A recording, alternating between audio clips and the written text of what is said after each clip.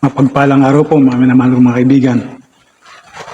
Nandito na po yung part 2 ng aking pinangako sa inyo na ating reaksyon sa mga sinasabi nitong programang pag-aralan natin.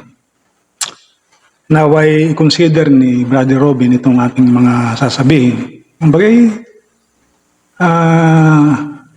kahit pa ni bigyan ng pagkakataon para siya ay makapagbulay-bulay, ma-encourage ulit siyang muli niyang pag-aralan yung doktrina ng Seventh-day Adventist regarding sa last day event. O, yun nga mga may tinatawag na close of probation, investigative judgment, sealing, dyan po pumapasok yan eh.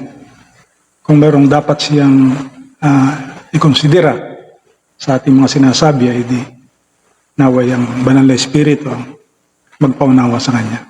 Ano ba issue during the close of probation? Ang issue kasi sa close of probation, mga kapatid, huwag kayong magpapaligaw, nililigaw nila. Ang itinuturo kasi ng last generation theology, specifically, no, yung mga saints during the close of probation ay sinless. No? Sinless. Yun ang tinuturo nila. Bakit sila naging sinless? Tandaan ninyo, ang sabi ni M.L. Andreasen sa isa niyang libro na Sanctuary Service, naging sinless sila dahil sa kanilang sariling lakas. Bakit?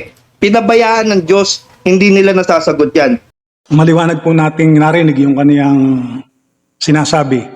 Yun daw ang pinaka-issue sa close of probation. Sabi niya, ay huwag daw kayong magpapaligaw. Nililigaw daw nila tayo eh. Ang kanyang tinutukoy na nagliligaw ay di yung mga nagdadala ng turo na sinasabi ni M.L. Andreasen. Yan ang kanyang sinasabihan na nagliligaw ng mga tao. Ano raw ang itinuturo ng last generation theology specifically? Yung mga saints during the close of probation ay sinless. Totoo naman po yun. Yun po talagang itinuturo ng aklat ni M.L. Andreasen na ang mga ligtas o ang mga banal after ng close of probation ay sinless na. Ako. So, yan ay tinututulan nila. Hindi sila naniniwala diyan. Kasi nga, itong grupong ito ng pag-aralan natin ministry, yung kanilang grupo na yan na nag-aangkin na sila doong mainstream, SDA, ang kanila pong paniniwala ay hindi po pwedeng maging sinless ang tao. Malibang dumating ang ating Panginoon Kristo, na kahit dun sa close of probation, hindi pwedeng maging sinless ang tao. Kasi nga, may sinful nature eh. Sa kanila kasalanan yun.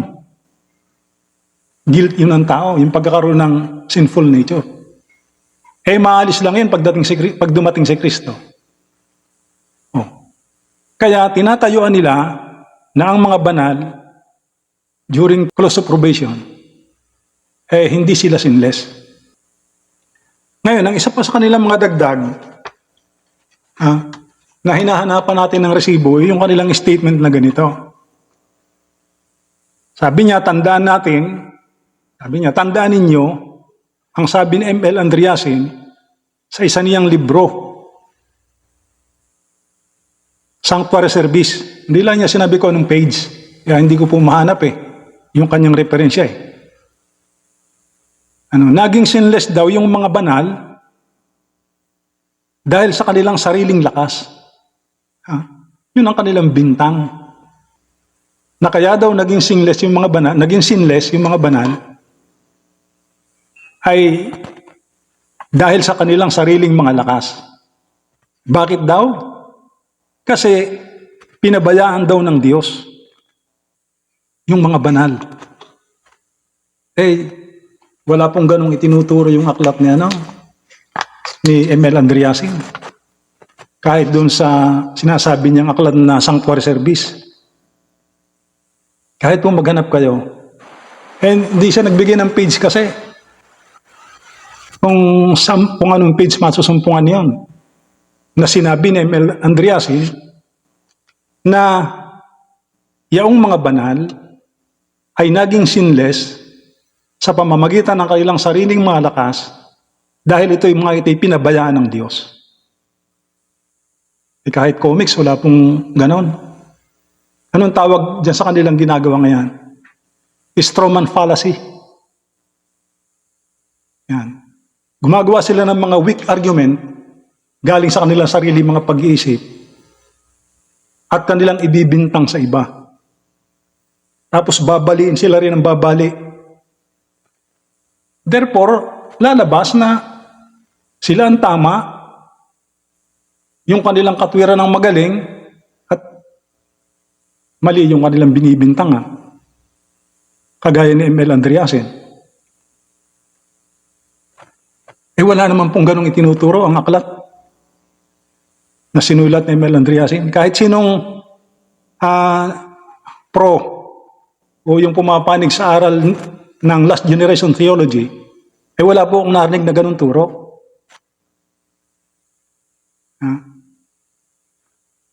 Walang ganong turo. Ang isa sa pinakamalinaw lamang na idinidini ng last generation theology, ng LGT, ay yung mga banal, yung mga nasumpungang ligtas, yun po ay mga wala ng kasalanan after ng close of probation. Sinless na nga po yun. At yan po'y turo ng Seventh-day Adventist Church. Kahit po inyong tingnan sa mga referensya, mga sulat ng kinikilalang propeta ng Seventh-day Adventist Church na si Ellen G. White. Ang aral na ating mababasa sa mga aklat ng Iglesia Adventista del Séptimo Día, sa huling araw, after ng close of probation, ay may mga taong pagkatapos dumaan, may mga taong pagkatapos dumaan sa masiyasat na paghuhukom, o na tinatawag na investigative judgment. At ang mga taong ito'y masumpungang karapat-dapat iligtas ng biyaya ng Diyos. Sila ay mga pinatawad, nilinis ng dugo ni Jesus, kaya nga sila ay mga sinless na o mga wala ng mga kasalanan. Tinataka ng banal na Espiritu at namumuhay na sumusunod sa kautusan ng Diyos. Sa kanila ay makikita o mahayag ang karakter ng ating Panginoong Jesus. Bagaman sila ay nananatili pa rin sa kanilang mga mahihina at mortal na mga pangangatawan. Ganun pa man, ay hindi pa rin sila umasa sa kanilang mga sariling lakas o kakayahan, kundi lubos pa rin silang umaasa at nagtitiwala sa tulong ng banal na Espiritu at sa kapangyarihan ng biyaya ng Diyos. Yan ang turo na nababasa natin sa mga aklat ni Ellen G. White at sa mga patutuo ng doktrina ng Seventh-day Adventist Church sa kabuuan. Kagaya na sinasabi ng talata ng Biblia na after ng investigative judgment at sarado na ang pintuan ng awa, o close of probation, aklat ng Apokalipsis 22:11, ang matuwid ay magpapakatuwid pa at ang banal ay magpapakabanal pa. Yan ang pinakapangkaraniwang talatang ginagamit ni Ellen G. White. Apokalipsis 14:12, narito ang pagtitiyaga ng mga banal na mga nagsisitupad ng mga utos ng Diyos at ng pananampalataya kay Jesus.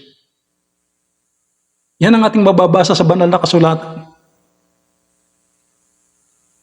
na siyang pinagkukunan na referensya ni Ellen G. Gusto kong ibahagi sa iyo yung aking nabasa kahit na sinasabi mong wala akong nabasa, isang aklat lang ang nababasa ko, mag-research pa ako, i-share ko sa iyo, i-share ko sa inyo, dito sa mga tagapag-aralan natin, lalo tigid ditong kay Brother Robin, yung, yung pinakaturo na dinadala ni Andreasen. Ito ang nakuha kong buod ng kanyang sinulat, ng kanyang pinaka-thesis. Na makikita natin ito'y talagang nakaangkla sa mga sulat ni Ellen G. White. Sa kanyang aklat na The Sanctuary Service, page 299, ang sabi niya ay ganito: In the last generation, God is vindicated. In the remnant, Satan will have a full demonstration that men can keep the law of God. Tapos, the final generation will demonstrate that it is possible to live without sin. Sa huling henerasyon niya, yung ligtas na iglesia ay mapapaging banal at maipagtatanggol ang Diyos, na sa pamamagitan nila ay ganap na mapatutunayan kay Satanas na may mga taong kayang sumunod sa mga kautusan ng Diyos. Mga taong magpapakita na kayang makapamuhay ng walang kasalanan. Yun ang kanyang sinasabi sa kanyang aklat, The Sanctuary Service, page 299. Yung kanyang talata na ginamit at pinagbabatayan, Efeso 5:27, upang ang iglesia ay may harap sa kaniyang sarili na maluwalhati, na walang dungis o kulubot o anumang gayong bagay, kundi ito'y nararapat maging banal at walang kapintasan. Yan ang maliwanag nating nakikita sa turo ni Emil Andreasen, na siyang itinataguyod niyang tinatawag nating last generation theology. Na kaya naman ako'y naniniwala sapagkat kasang-ayon nga ng turo at aral ng Seventh-day Adventist Church, lalo't higit ng mga sulat ni Ellen G. White. Ano pa ang kanyang kinuhang batayan mula sa aklat na Ellen G. White? Sa Christ Object Lesson, page 69, paragraph 1, ito ang sabi ni Ellen G. White: Christ is waiting with longing desire for the manifestation of Himself in His church. When the character of Christ shall be perfectly reproduced in His people, then He will come to claim them as His own. Yan po ay ginamit ni Andreasen bilang suporta sa kanyang theology. Pagkatapos nito ay pinaliwanag niya, God waits for demonstration. God is waiting with longing desire for the manifestation of Himself in His church. Yun ang kanyang pangungusap.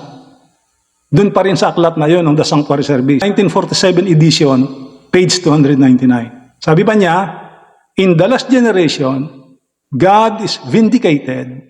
In the remnant, Satan will meet his defeat. Yan ang kanyang mga pangungusap. Mula sa referensya, Christ Object Lesson, page 69, paragraph 1. Sabi niya, sa huling henerasyon ay maipagtatanggol ang Diyos sa pamamagitan ng mga nalabing iglesia na namumuhay na may karakter ni Kristo. Mga taong nagsistupad ng mga utos ng Diyos ay naipakikitang talunan si Satanas. Yun ang pinakasintido o diwa ng kanyang itinuturo base sa mga sulat ni Ellen White. Kaya, at gusto kong idiin, ang mga bagay na yun ay nangyayari dun sa iglesia. Nagagawa nilang makasunod sa kalooban ng Diyos. Sila ay mga banal, hindi sa sarili nilang lakas. Yun po ay nagagawa nila dahil din sa tulong at biyaya ng kapangyarihan ng Diyos. Walang sinasabi si Andreasen na yung mga banal ay namumuhay ng ayon sa kalooban ng Diyos sa sarili nilang mga lakas. Walang ganong itinuturo. Nakagaya ng inyong ibinibintang. Kasi ang iglesia, kailanman ay hindi naman pinabayaan ng Diyos. Yun. Hindi yun pinapabayaan ng Diyos. Kaya hindi po pwedeng sasabihin niyo pinabayaan at sila'y namumuhay sa sarili nilang lakas. Walang ganon. Yun ang talagang tinatawag na pagbibintang. Ha? Alam natin na nung matapos yung tinatawag nating investigative judgment, na ang ating referensya, ang ginagamit ni Ellen White ay Daniel 12:1, na nung tumayo yung saserdote doon, ay yun ay nangangahulugang tapos na din yung investigative judgment o yung masiyasat na paghukom. Tapos na ang gawain ng pamamagitan. Wala nang mediation para sa kasalanan ng lahat ng mga tao. At final na ang desisyon ng kahihinatnan o ng kapalaran ng bawat tao kung ito'y ligtas, kung ito'y para sa langit, o kung ito'y para doon sa kapahamakan sa apoy ng impyerno. Ano ang mga sulat ni Ellen G. White tungkol doon? Sa Council for the Church, 349, paragraph 1 and 2. Sabi roon, when the work of the investigative judgment closes, the destiny of all will have been decided for life or death. Probation is ended. At yan po ay mangyayari a short time before the appearing of the Lord in the clouds of heaven.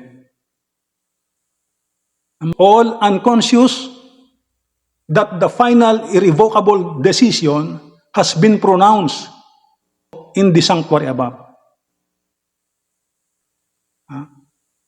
Kapag dinesisyon na ng Diyos ang destinasyon ng bawat isa, kung ito man ay sa kamatayan o sa buhay, yun po'y mangyayari bago pa dumating si Kristo. At lahat ng mga tao sa lupa ay walang nakaalam. All unconscious that the final irrevocable decision has been pronounced in the sanctuary above. Yan ay mga sulat ni Ellen White tungkol doon sa close of probation, tungkol sa nangyayari sa investigative judgment. Ano pa ang ginamit ni Andreasen? The Great Controversy, 425. Those who are living upon the earth when the intercession of Christ shall cease in the sanctuary above are to stand in the sight of a holy God without a mediator. Their robes must be spotless. Their characters must be purified from sin by the blood of sprinkling. Ayun ang sabi ng malaking tunggalian, 425. Na matatapos talaga yung pamamagitan ng ating Panginoong Hesus. Tatayo talaga yung dakilang saserdote doon sa kabanal-banalang dako, kung saan kalinsabay noon ay tapos din yung tinatawag nating investigative judgment. Wala nang mamamagitan sa kasalanan ng lahat ng mga tao. At yung mga nasumpungang ligtas at karapat-dapat sa biyaya ng ating Panginoon, sabi rin ay, their robes must be spotless. Their character must be purified from sin by the blood of sprinkling. Ay paano natin sasabihin may kasalanan pa? Yung mga nasumpungang ligtas, yung iglesia, after ng close of probation. Hindi naman si Andreasen na may sabi, kundi sulat ni Ellen G. White. Sinusugan lang. Sinusugan ni Andreasen. Ang sabi niya, standing in the sight of a holy God without a mediator. O, yun din naman ang sabi ni Ellen White. Ano pang isa niyang punto na sinabi? The people of God have ceased to sin. Hindi na magkakasala, hihinto na sa pagkakasala. After ng close of probation, ang bayan ng Diyos ay hindi na maaari pang magkasala. Wala na silang kasalanan, hindi na maaari pang magkasala. Bakit? Ay wala nang mediator. Wala nang tagapamagitan. Wala nang pagpapatawad. Ay kung sila may kasalanan pa, paano pa sila patatawarin? Ay pag ang Kristo'y nahayag sa mga lapap ng langit, hindi na yun magpapatawad. Mag-aani na yon. Ang hinog, ang uhay na para sa pakinabang ay titipunin, sisimpanin sa bangan. At yung mga damo, titipunin din para naman sa apoy at susunugin. Hindi na yun panahon ng pagsisisi, ang pagdating ng Panginoon. May sulat din si Ellen White diyan. Mamaya pagka makikita ko, babasahin ko sa inyo, na ang pagdating ng Kristo ay hindi na yun ang panahon para baguhin mang iyong karakter. Hindi na. Kaya nga doon pagdating ng investigative judgment o close of probation o doon sa sealing, ay purified na ang bayan. Yung kanilang karakter ay katulad na ng karakter ni Kristo. Ready na yon sa pag-transfer sa langit. Babaguhin lang yung physical na katawan. Pero yung karakter ay hindi na, yun na yun. Pag mahilig ka sa donasyon, ay yun na. Hindi na mababago yun, donasyon na yun. Hindi naman dadalhin doon sa langit ang maraming donasyon. Kaya, sabi ron, they stand without mediator. The people of God have ceased to sin.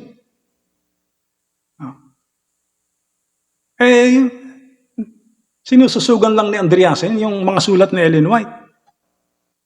Mali naman ang unawa ninyo. Nasabi niya pinabayaan ng Diyos. Hindi pinabayaan.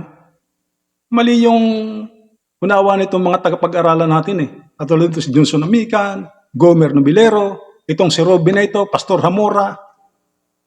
Silang lahat, yung grupo nila, na nag-aangking sila yung mainstream. Mali yung unawa nila. Ay, biro mong sasabihin pinabayaan yung bayan. Paano pababayaan yun? Ay sealed na nga. Yung kapangyarihan na ng banal na espiritu ang lumulukob sa kanila, kaya sila nakakapamuhay ng banal, kaya nga sila hindi na nagkakasala.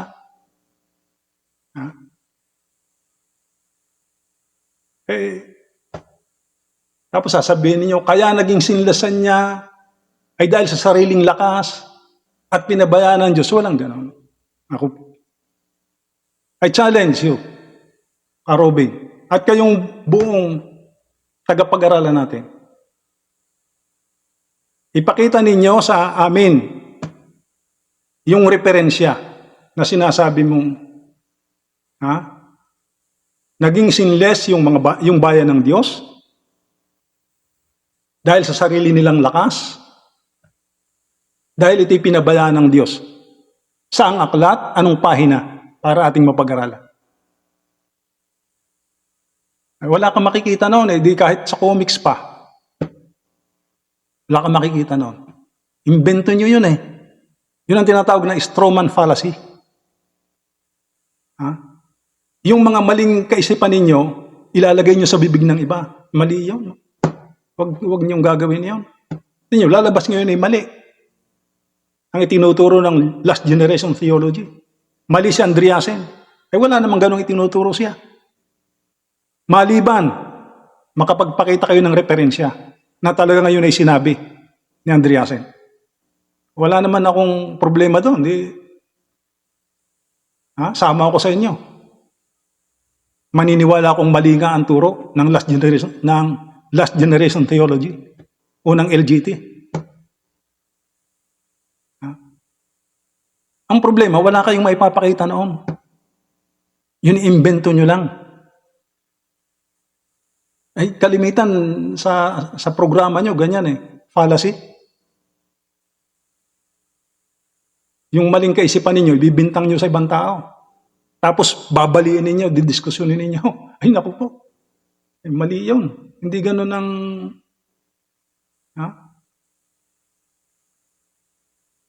Hindi po pwedeng pabayaan ng Diyos yung kanyang bayan. Ay, sealed na nga yun. Hindi niyo ba naisip yun? Ha? Huwag niyong ibibintang doon sa kay Andreasen yung bagay na hindi naman niya itinuturo. Paano natin uunawain yung Great Controversy 425? Sabi doon, those who are living upon the earth when the intercession of Christ shall cease are to stand in the sight of a holy God without a mediator. Tapos, ang sabi naman ni Andreasen, standing in the sight of a holy God without a mediator. Halos kopyang-kopya. Sabi rin, the people of God have ceased to sin. Yun ang kanyang interpretation doon sa Great Controversy, page 425. Hindi naman ang ibig sabihin noon ay totally absent ang Diyos o pinabayaan yung bayan. Walang ganong sentido ang sinasabi ni Ellen White at ganon din, wala din ganong essence ang sinasabi ni Andreasen. Kundi, ang natapos ay yung tinatawag nating priestly intercession ni Kristo para sa forgiveness of sins. Yung kanyang pamamagitan dun sa santuaryo, yun ang tapos na.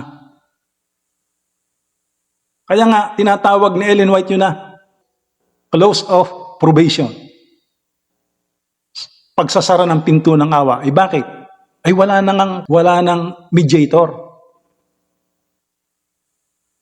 Tapos na yung kanyang gawain ng pagiging tagapamagitan bilang saserdote sa santuaryo.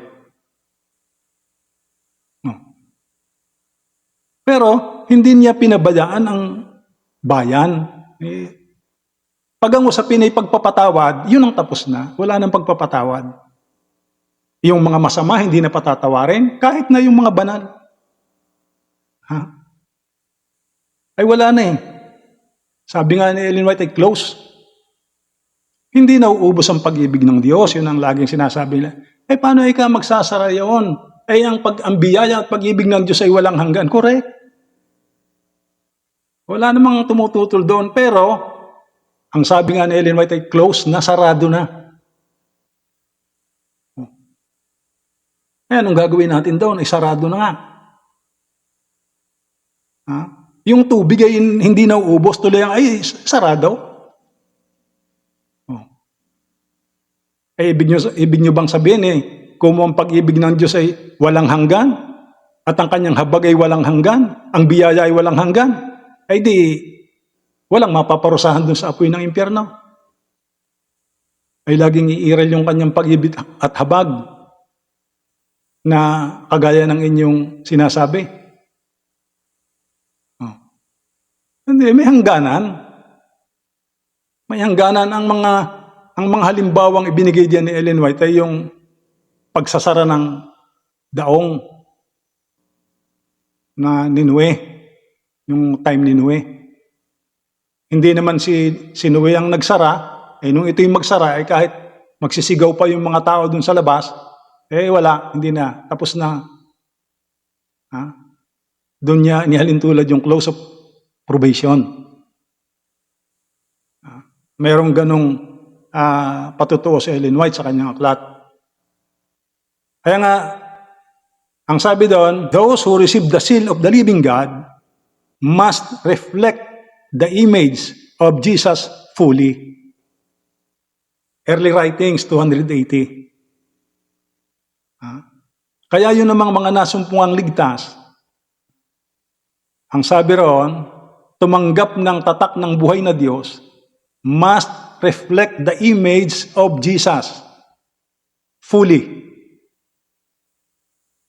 Kaya nga, ang interpretation ni Andreasen, ang mga taong ito'y susunod perfectly sa kautusan ng Diyos, kagaya ng ating Panginoong Hesus. Masusumpungan din sila'y sinless, kagaya ng ating Panginoong Hesus. Si Kristo nga yung perfect na example Kaya nga yan, those who receive the seal of the living God must reflect the image of Jesus fully.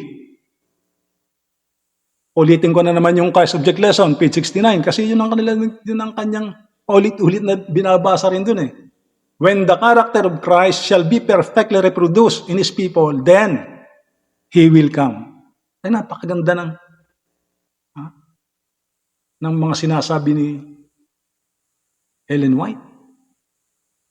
Kapag nakita naman ang karakter ng ating Panginoong Hesus, na nakikita na at nahayag na sa kanyang iglesia, ay ano daw ang sunod? Mahayag na ang ating Panginoon sa mga lapap ng langit upang kunin ang kanyang bayan at sumakan niya magpakailanman. Kaya kung paano ipinaliliwanag ni Ellen White yung mga pangyayari niyan, ay yun din ang sinusugan ni Andreasen. Yan ang mangyayari sa huling araw. Na ang kanyang bayan ay magiging sinless in character. Despite na wala pa si Kristo at wala pa sila sa kalagayang glorified body. Maari pa rin silang makaramdam ng gutom, marahil takot, pagod, sakit, kahinaan ng laman, pero hindi na sila maaring sumuko upang magkasala. Hindi na sila magkakasala. Yan ang sinasabi ng mga aklat na Ellen White. At isang bagay ang gusto kong idiin. Hindi tama na sabihin naligtas sila dahil sa sarili nilang perfection, katulad ng inyong sinasabi. No, walang ganong itinuturo si Ellen White at kahit si Andreasen. Wala pong ganong turo si Ellen White. Wala rin ganong turo si Andreasen. Bagkos ay sinasabi nilang ang lahat ay nagagawa ng bayan ng Diyos. Dahil sa biyaya ng ating Panginoong Jesucristo. Yan ang theology ni Andreasen. Hango sa mga sulat ni Ellen White. Kaya nagtataka ako dun sa inyong sinasabi. Kung bakit sinasabi niyong mali ang last generation theology. Ay saan ba mali? Paano mamali ito? Ito sa sarili ko lang, pagbabasa sa aklat niya dun sa ilang mga pahina ng The Sanctuary Service.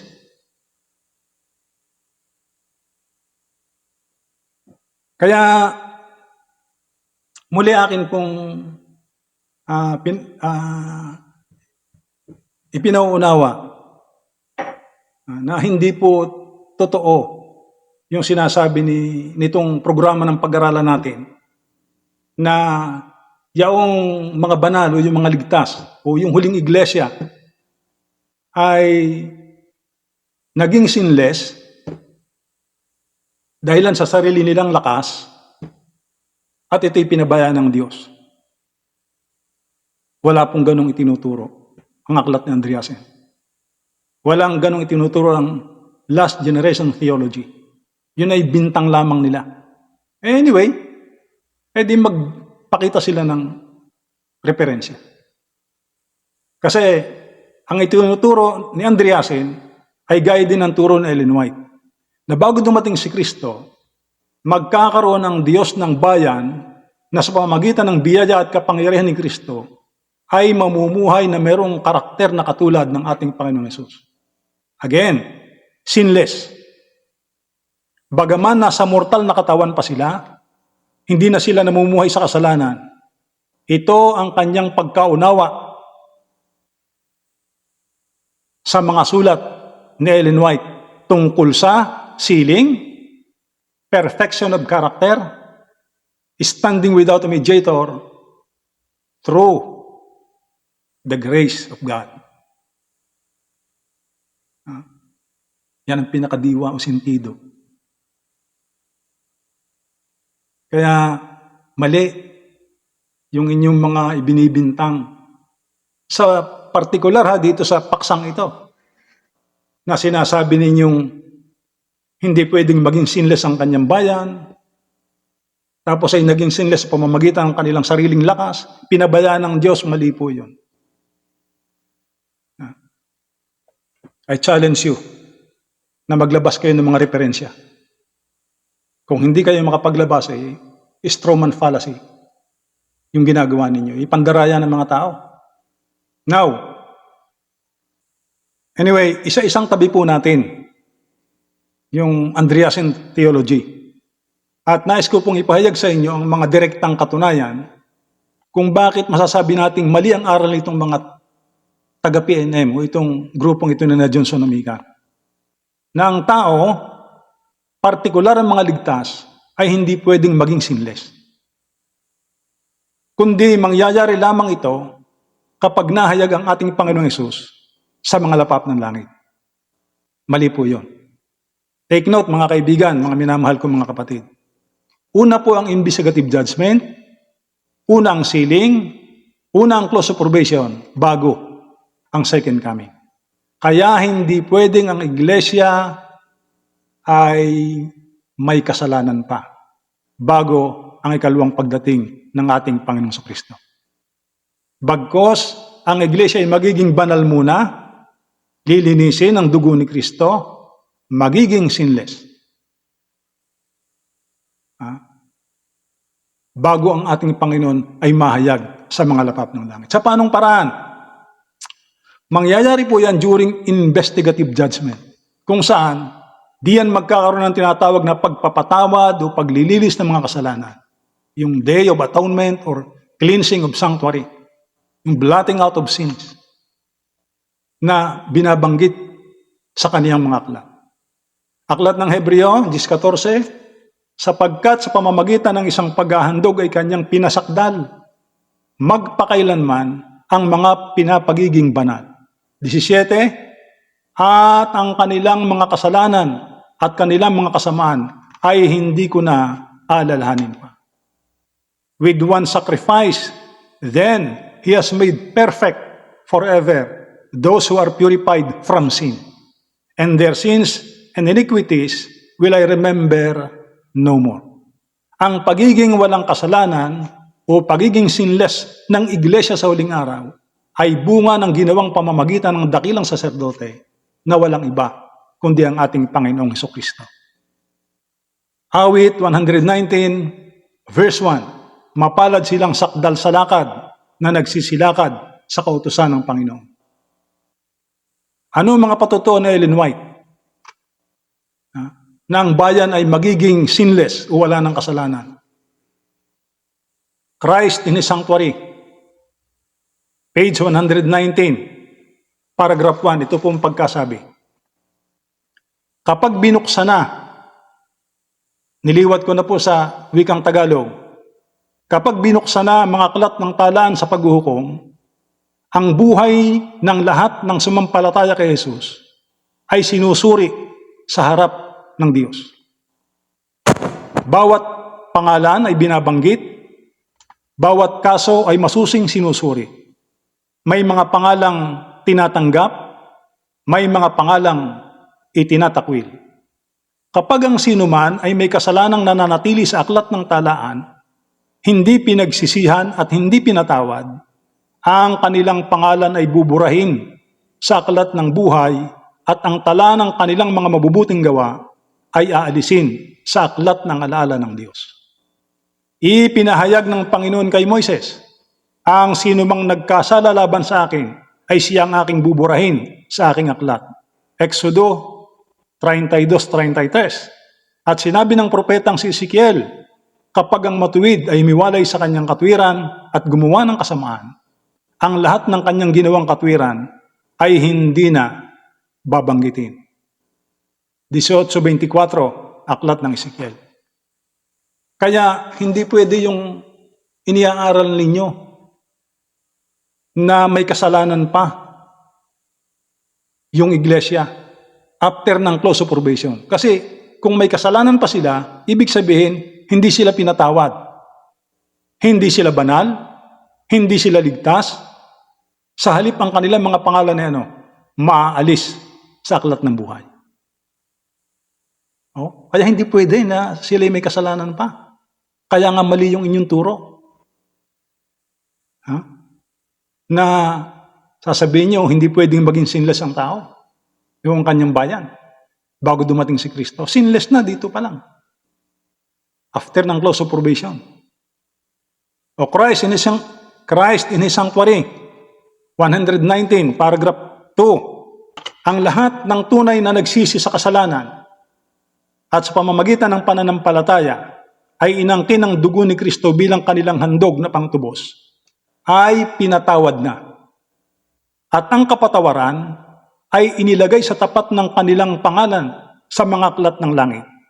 All who have truly repented of sin and by faith claimed the blood of Christ as their atoning sacrifice have had pardon, entered against their names in the books of heaven. Yamang sila'y naging kabahagi ng katwiran ni Kristo at ang kanilang likas ay nasumpungang kaayon ng kautusan ng Diyos. Ang kanilang kasalanan ay buburahin. Their sins will be blotted out. At sila mismo ay ituturing na karapat-dapat sa buhay na walang hanggan. Ipinahayag ng Panginoon sa pamamagitan ng propetang si Isaias, Ako nga, ang nagpapawi ng inyong mga kasalanan, alang-alang sa aking sarili, at hindi ko na aalalahanin pa ang inyong mga pagsalangsang. 43:25 ng aklat ng Isaias. Kahit dito'y malinaw, na pinawi na, binura na, lininis na ang lahat ng kanilang mga kasalanan. Hindi lamang iyon basta pinawi, hindi lamang nilinis, kundi sabi ron ay sa tapat ng kanilang mga pangalan ay inilagay yung salitang pardon. At ang kanilang mga pangalan ay pinanatili sa aklat ng buhay. Tiniyak ang kaligtasan. Kaya hindi po pwede yung inyong turo na hanggang doon ay meron pang kasalanan at magiging sinless lang ang tao pag dumating si Kristo. No. Laban yan sa turo ni Ellen White. Laban yan sa turo ng iglesia. Maliwanag ang sinasabi ng mga sulat ni Ellen White. Marami ito. O isa-isahin ko sa inyo para ito pa. Doon pa rin sa aklat na yun, Christ in His sanctuary, page 120, paragraph 1. Ang banal na tagapamagitan ay inihaharap ang pakiusap sa Ama na ang lahat ng nagtagumpay sa pamamagitan ng pananampalataya sa kanyang dugo ay patawarin sa kanilang mga pagsalangsang, na sila'y maibalik sa kanilang tahanang Eden at maputungan bilang kasamang mga tagapagmana kasama niya ng unang kapangyarihan. Mikas 4:8. Doon ipinakikita naman ng sulat ni Ellen White ang dahilan ng pagpapatawad at pagpawi, paglilinis ng kanilang mga kasalanan ay upang ihanda ang iglesia sa pagbabalik doon sa Eden.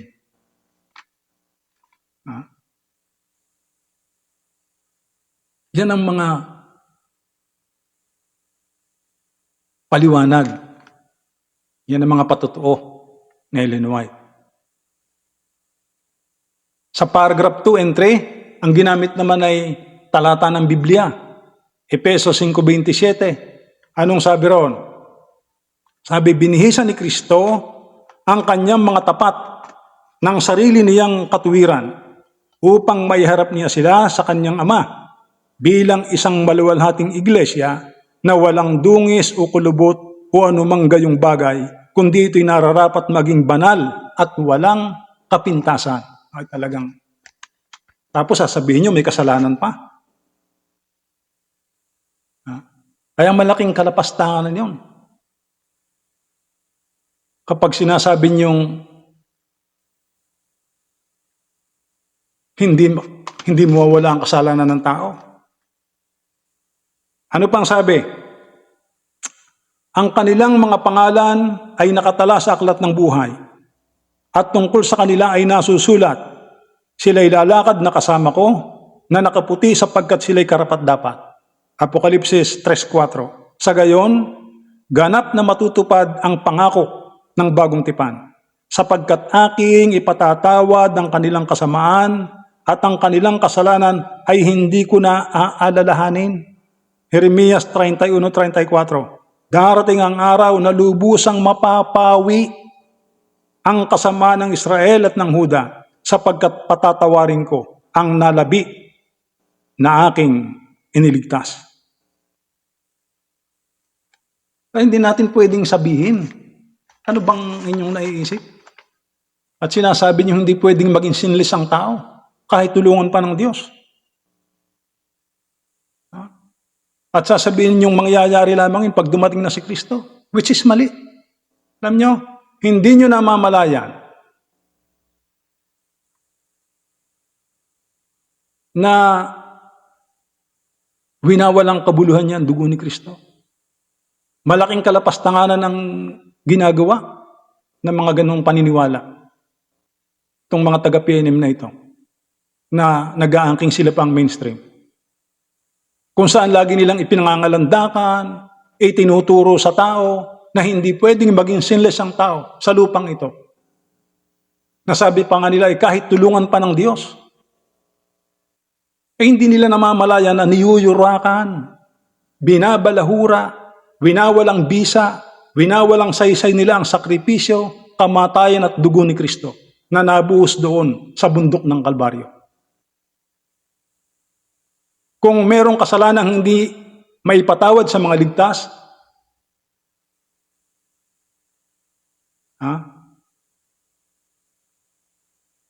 ay winawalang kabuluhan ninyo ang dugo ni Kristo. Meron bang kasalanang hindi kayang linisin ang dugo ni Kristo? Ang hindi lang kayang patawarin ay yung hindi pinagsisihan. Yung talagang nagpatuloy sa pagsalangsang at tumanggi sa biyaya ng ating Panginoong Hesukristo. Pero dito kahit tanggapin ko pa yung inyong sinasabi na ang pagkakaroon ng sinful nature o sinful flesh ng isang tao ay ibilang ninyong kasalanan, ay ipatatawad pa rin yun ng Diyos.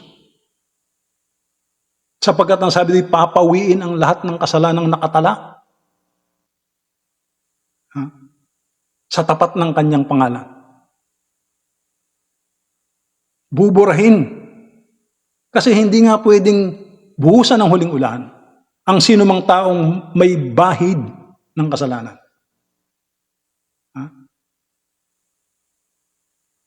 Kaya mali yun.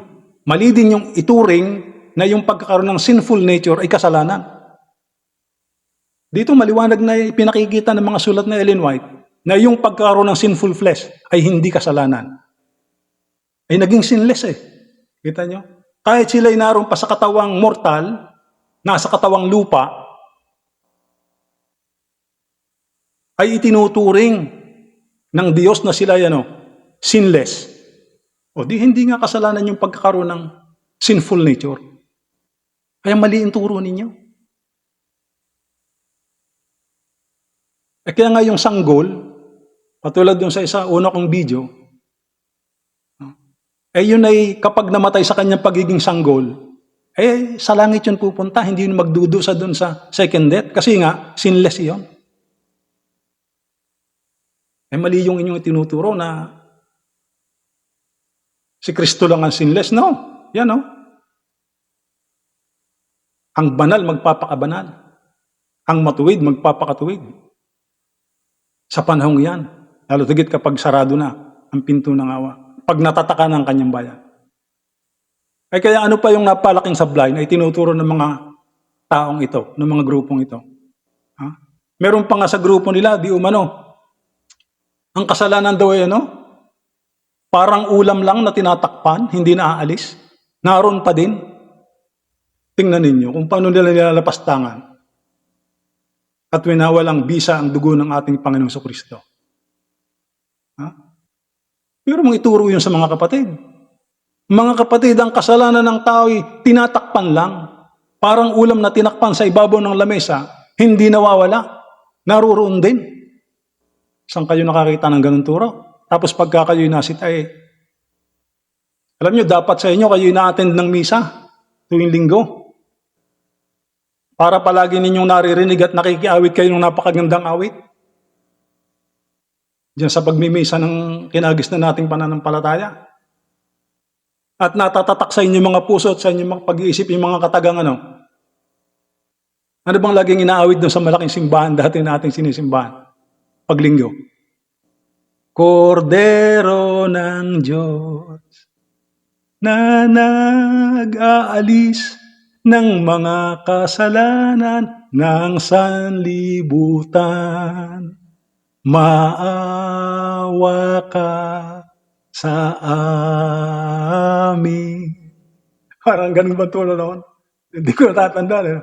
Kordero ng Diyos na nag-aalis ng mga kasalanan ng sanlibutan. Pagkito, talo pa kayo ng mga yun? Ha? Naniniwala silang higit at sapat ang dugo ng ating Panginoong Hesus para luminis sa lahat ng ating mga kasalanan at karumihan. Ang turo naman ninyo, hindi pwedeng maalis yun.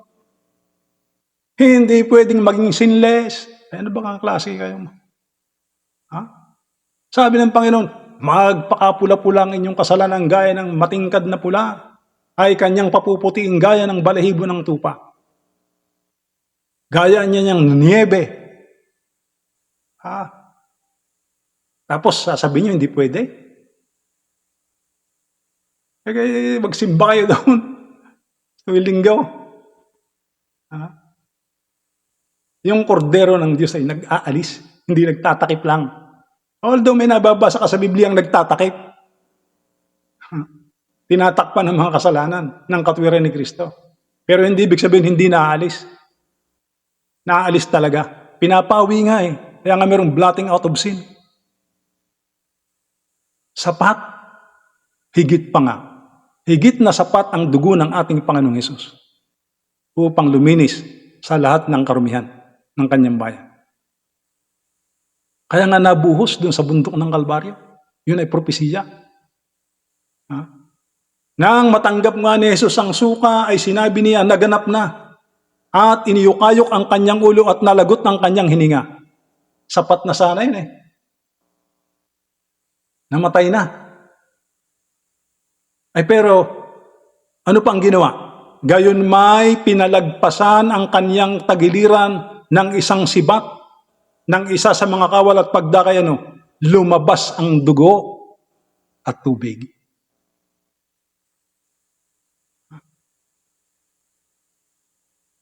Hebreo 9:11, ngunit pagdating ni Kristo na dakilang saserdote ng mabubuting bagay na darating sa pamamagitan ng lalong malaki at lalong sakdal na tabernakulo na hindi gawa ng mga kamay sa makatuwid bagay, hindi sa paglalang na ito. At hindi rin sa pamamagitan ng dugo ng mga kambing at ng mga bulong baka, kundi sa pamamagitan ng kanyang sariling dugo, ay pumasok na minsan magpakailanman sa dakong banal na kinamtan ng walang hanggang katubusan. 13. Sapagkat kung ang dugo ng mga kambing at ng mga baka at ang abo ng mga dumalagang baka na ibinubudbud sa mga nadungisan ay nakapagpapagiging banal sa ikalilinis ng laman, gaano pang kaya ang dugo ni Kristo na sa pamamagitan ng Espiritu na walang hanggan ay inihandog ang kanyang sarili na walang dungi sa Diyos, ay maglilinis ng inyong budhi sa gawang patay upang paglingkod sa Diyos na buhay. Napakaganda ng pagkasulat sa aklat ng Hebreo. Ay kung yun nga anyang mga dugo na mga bulong baka, at yung mga abong ibinubudbud doon sa dating santuaryo. Ang sabi rito, ay makapagpapagiging banal sa ikalilinis ng laman. Ay di lalo pa niyang higit ang dugo ni Kristo na makapaglilinis ng lahat ng kasalanan ng tao. Eh pati nga laman, pati budhi. Tapos sasabihin ninyo, tinakpan lang? Anong klase baga? Dahil dito siya ang tagapamagitan ng isang bagong tipan upang sa pamamagitan ng isang kamatayan na ukol sa ikatutubos ng mga pagsalangsang na nasa ilalim ng unang tipan ang mga tinawag ay magsitanggap ng pangako na manang walang hanggan. Yun ang dahilan kung bakit ang ating Panginoong Hesus sinabayubay at nabuhusan dugo dun sa bundok ng Kalbaryo.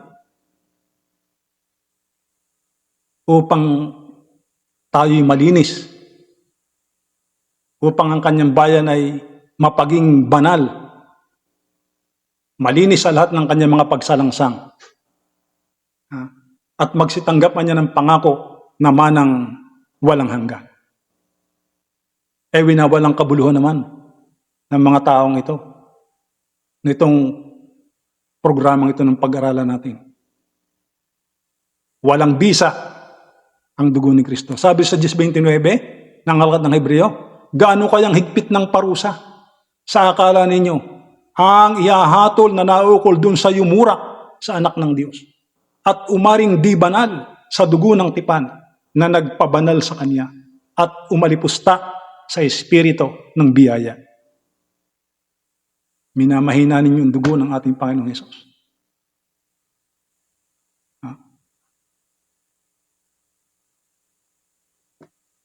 Kaya, yan ay aking buong kapakumbabang ipinahayag sa inyo. Para kahit pa paano ay maisip ng ibang mga tao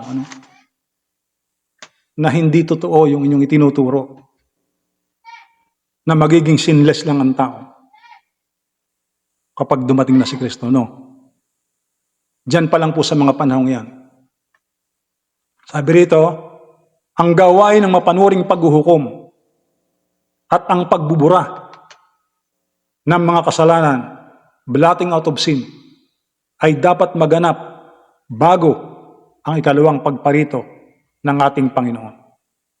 Magiging sinless muna talaga ang kanyang bayan bago dumating si Kristo.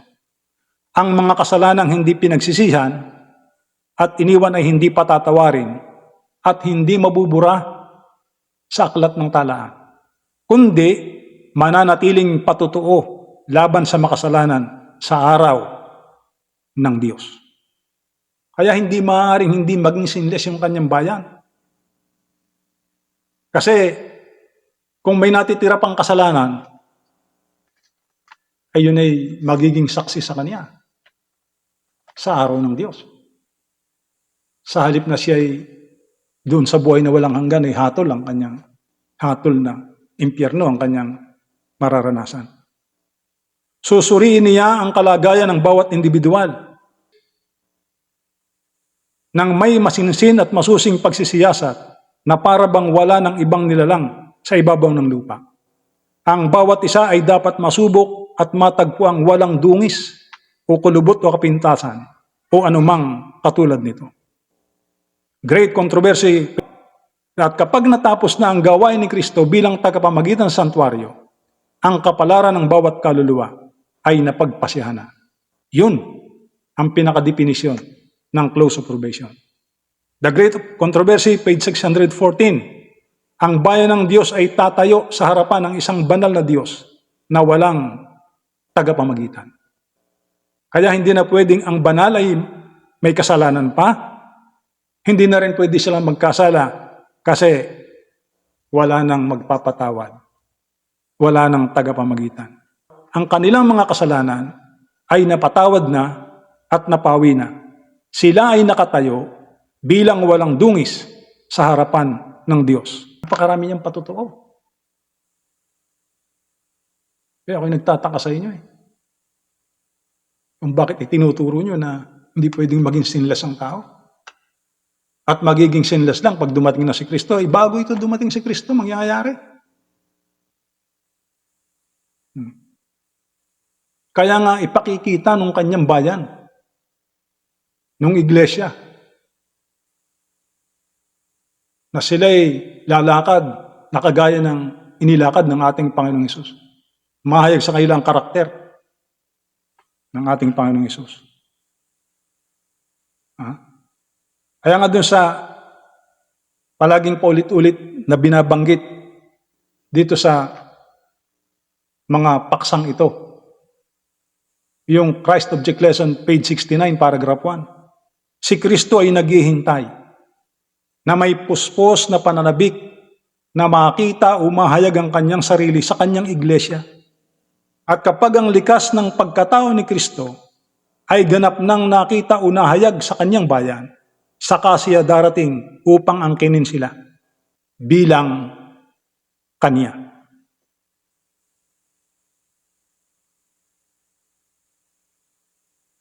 Sapat na siguro itong mga binasa ko ito, itong mga hinanap kong itong mga sulat ni Ellen White. Para kayo'y maniwala at mapatunayan yung inyong itinuturo'y mali. Na sinasabi ninyong ang tao o ang iglesia ay hindi po pwedeng maging sinless, malibang dumating si Kristo. Yan o. Kayo ba'y anti-Ellen G. White na? Tapos sasabihin ninyo malian niya yung last generation theology. Wala naman kayo maipakitang mali. Ang pinaki-issuean niya ang iglesia pagkatapos ng sarado ng pinto ng awa ay sinless na. Ayaw niyong paniwalaan, tutol kayo doon. Pagkatapos dinagdagan niyo pa. Ang turuan niya ng last generation theology ay magiging sinless ang bayan dahil sa kanilang sariling lakas sapagkat sila'y pinabayaan ng Diyos. Ay ano ba? Malaking kasinungalingan niya inyong ginagawang yan. Turo kayo ng turo ng mali.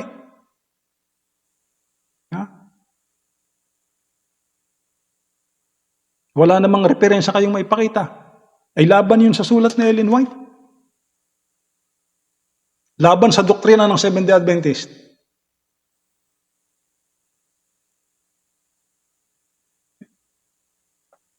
Again, mga minamahal kong mga kapatid, mga kaibigan, naway ang Santong Espiritu magpaunawa sa atin ng mga katotohanan ito.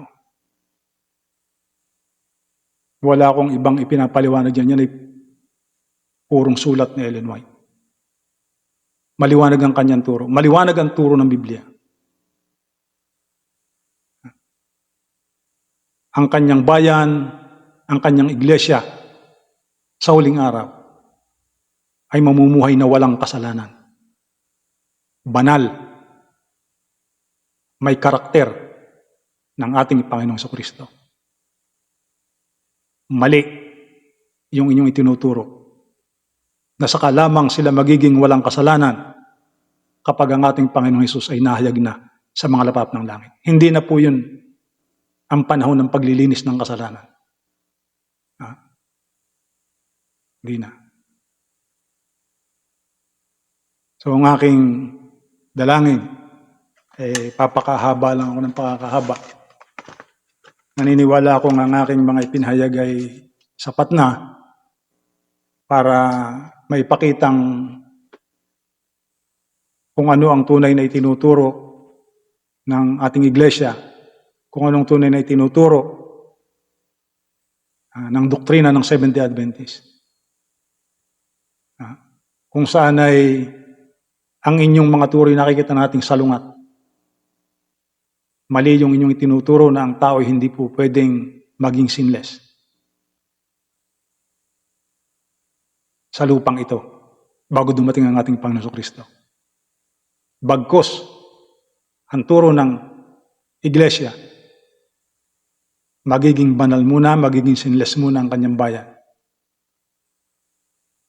Bago ang Panginoon ay mahayag sa mga lapap ng langit. Naway ang tunay na pagkaunawa, ang inyong maranasan, ang banal na Espiritu ang magpaunawa sa atin upang tayo'y mapanuto at tayo'y makalakad ng naayon sa kalooban ng ating Diyos. Again, marami pong salamat sa inyong pagsubaybay and God bless.